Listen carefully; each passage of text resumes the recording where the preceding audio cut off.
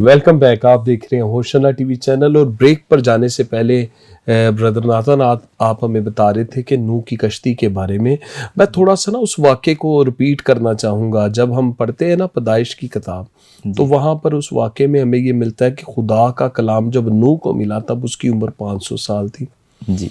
और जब तूफान नूह आया तब नूह की उम्र 600 साल थी।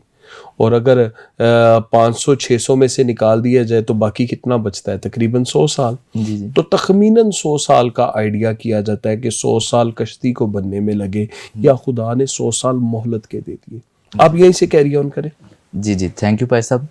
जी, मैं आपका बहुत शुक्रगुजार हूँ कि आपने यहाँ पर मुझे करेक्शन की ज़रूरत थी, आपने मुझे करेक्शन की।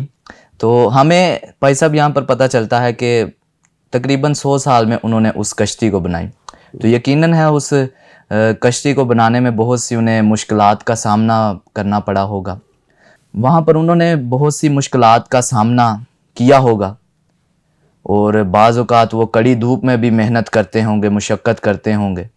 उन्होंने अपने खून पसीने को एक किया होगा और क्योंकि उन्हें वो काम, वो प्रोजेक्ट जौन सा है वो खुदा की तरफ से मिला था, तो उन्होंने अपनी पूरी जान निसारी के साथ उस कश्ती को बनाया।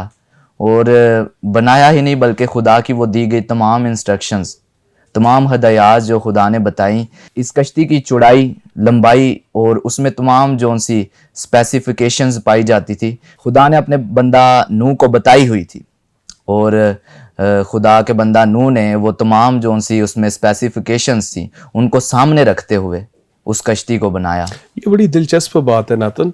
इसमें जब आप इस चीज़ को ले रहे हैं तो आप असल में उस मंजर कशी को पेश करना चाहते हैं जब उन्होंने विदाउट किसी आज तो बहुत सारी मशीनरी मौजूद है, इतना बड़ा स्ट्रक्चर तैयार करना हो, इतना बड़ा जहाज़ तैयार करना हो जिसमें इतने जानवरों ने आना है और इस कदर उन्होंने तूफ़ानों का सामना करना है, तो वो उसके लिए बहुत ज़्यादा मशीनरी की ज़रूरत है, बहुत ज़्यादा लेबर की ज़रूरत है, जबकि वो बेदीन ज़माना था। जी जी बिल्कुल। और बेदीनी के दौर में नूह और सिर्फ उसका ख़ानदान ही इस कलाम पर ईमान ले आया था।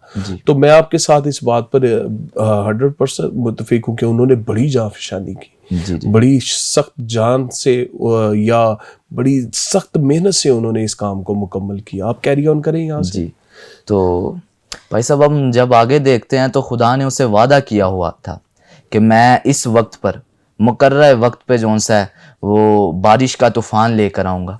और खुदा भी अपने वादे पर कायम रहा। खुदा ने अपने बंदा से वादा किया हुआ था कि मैं इस वक्त पर बारिश का तूफ़ान लेकर आऊँगा, और वैसा ही होता है। खुदा भी अपनी बात को पूरा करता है और खुदा के बंदा नूह ने उस कश्ती को बनाया होता है।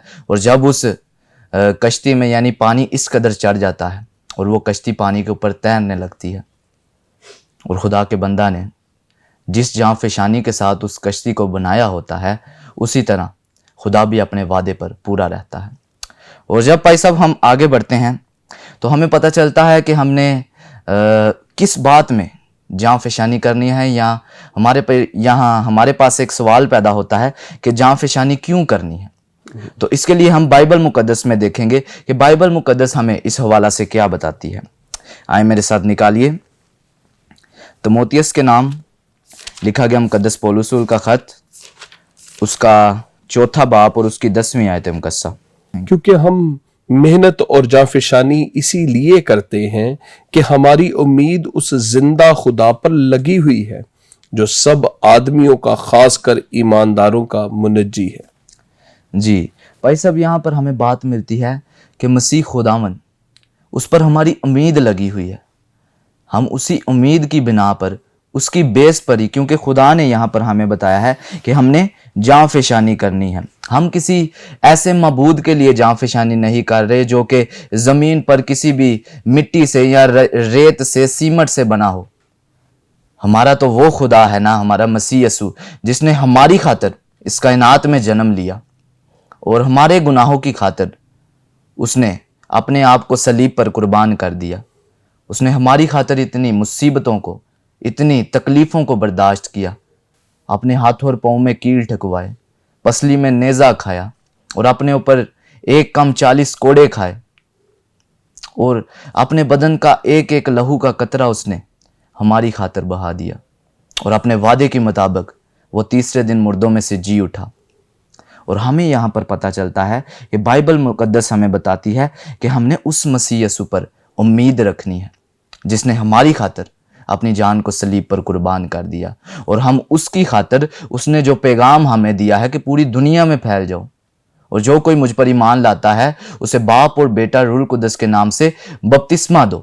یعنی کہ ہم نے مسیح کی محبت میں جون سا ہے وہ چلنا ہے اور اس کے کام کو بڑھ چڑھ کے کرنا ہے۔ یعنی کہ ہم نے منادی کو جون سا ہے وہ اولین فرض دینا ہے اور بڑھ چڑھ کے منادی کو کرنا ہے۔ اور جب ہم آگے بڑھتے ہیں تو ہمیں پتہ چلتا ہے کہ وہ کون سے ایسے کام ہیں، ہم نے کن کن باتوں میں جاں فشانی کرنی ہے۔ اور ان میں سے ہمیں پہلا پوائنٹ جون سا ملتا ہے، 4 پوائنٹ ہے ادھر میرے پاس۔ ایمان کو قائم رکھ کے ہم نے جاں فشانی کرنی ہے، دعا کر کے ہم نے جاں فشانی کرنی ہے، یعنی کہ ہمیں دعا میں جاں فشانی کرنی ہے، اور ہمیں مقدس پولس اور بھی بتاتا ہے کہ میرے ساتھ مل کر یعنی کہ میرے لیے دعا کرنے میں جاں فشانی کرو۔ تیسرا پوائنٹ ہے میرے پاس، مشکلات کا سامنا کر کے ہم نے جاں فشانی کرنی ہے، اور چوتھا پوائنٹ ہے منادی کر کے جون سا ہے وہ ہم نے جاں فشانی کرنی ہے۔ تو جب ہم اپنے پہلے پوائنٹ پر غور کرتے ہیں، یعنی کہ ایمان کو قائم رکھ کے ہم کیسے جاں فشانی کر سکتے ہیں، تو آئیں میرے ساتھ حوالہ نکالیے، یہودا کا خط، اور اس کا ایک ہی باپ ہے، اس کے پہلے باپ میں سے ہم اس کی تیسری آیت مقدسہ کی تلاوت کریں گے۔ جی میں پڑھوں؟ جی تھینک یو۔ اے پیارو، جس وقت میں تم کو اس نجات کی بابت لکھنے میں کمال کوشش کر رہا تھا جس میں ہم سب شریک ہیں، تو میں نے تمہیں یہ نصیحت لکھنا ضرور جانا کہ تم اس ایمان کے واسطے جان فشانی کرو جو مقدسوں کو ایک ہی بار سونپا گیا تھا۔ آمین۔ جی بھائی صاحب، جب ہم اس آیت کا بغور مطالعہ کرتے ہیں تو ہمیں یہاں پر بات ملتی ہے کہ ہم نے جاں فشانی کرنی ہے، یعنی ایمان میں۔ اور ہم جب لوکا کی انجیل اس کا 22واں باپ اور اس کی 31ویں اور 22ویں آیت کا مطالعہ کرتے ہیں تو وہاں پہ ہمیں پتہ چلتا ہے جو ابلیس ہے وہ ہمیں وہاں پر پتہ چلتا ہے کہ وہ ہمارے ایمان کو چرانا چاہتا ہے اور گیہوں کی دانوں کی طرح پٹکنا چاہتا ہے۔ یہاں پر میں آپ سے ایک بات شیئر کرنا چاہوں گا ایمان کے بارے میں ہی۔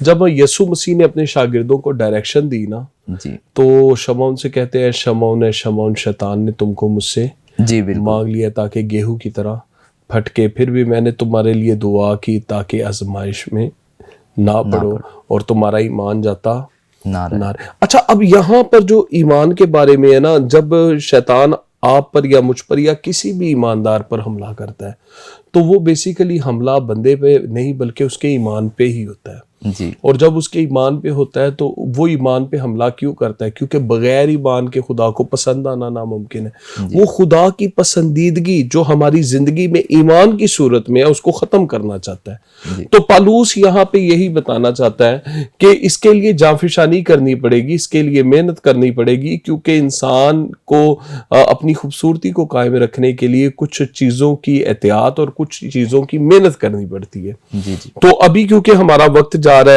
ہے دوسری طرف، تو ناظرین ہمارے ساتھ جو خدا کے خادم موجود ہیں، خدا ان کو منظور ہوا تو ہم دوبارہ ایسی ایک نشست کریں گے جس پر اسی موضوع پر ہم طویل گفتگو کریں گے۔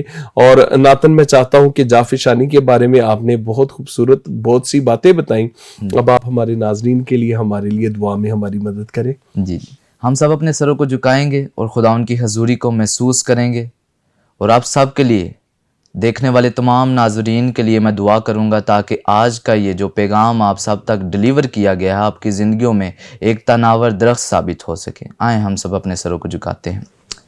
قدوسیت کے مالک ابراہیم، اسحاق و یعقوب کے خداوند، میں تیری شکر گزاری کرتا ہوں اس فانی وقت کے لیے جو آپ نے ہماری زندگی میں بخشا، کہ آئے خداوند ہم آپ کے حضور میں جھک سکیں۔ اور خداوند اس ایک خوبصورت براڈ کاسٹ کے لیے میں آپ کی شکر گزاری کرتا ہوں کہ جس میں خداوند میں نے آپ کے منہ کی میٹھی باتیں آپ کے لوگوں تک پہنچائی اور آپ کے لوگوں کو بتایا کہ جاں فشانی ہم نے کرنی ہے اور مسیح کا پیغام ہے کہ پوری دنیا میں پھیل جاؤ۔ اور اے خداوند تو ہمیں یہ توفیق عطا کرنا کہ ہم بڑھ چڑھ کے تیرے کلام کو پھیلانے میں حصہ لینے والے بن سکیں۔ اور خداوند پادری شان صاحب کے لیے خداوند میں دعا کرتا ہوں، خداوند اپنے بندہ کو اپنے جلال کے لیے کثرت سے استعمال کیجیے اور ڈیر و برکات سے نوازیے۔ اور خداوند ہمیں بارہا موقع فراہم کرنا کہ ہم تیرے حضور میں جھکنے والے بن سکے اور تیرے نام کی تعریف کرنے والے بن سکے. میری اس منت فریاد کو سننا اور قبول کرنا یہ دعا مانگتا ہوں تیرے پیارے بیٹے اپنے خدا یسوع مسیح کے نام سے, آمین. آمین آمین. شکریہ ناتن آپ کی تشریف آوری کے لیے.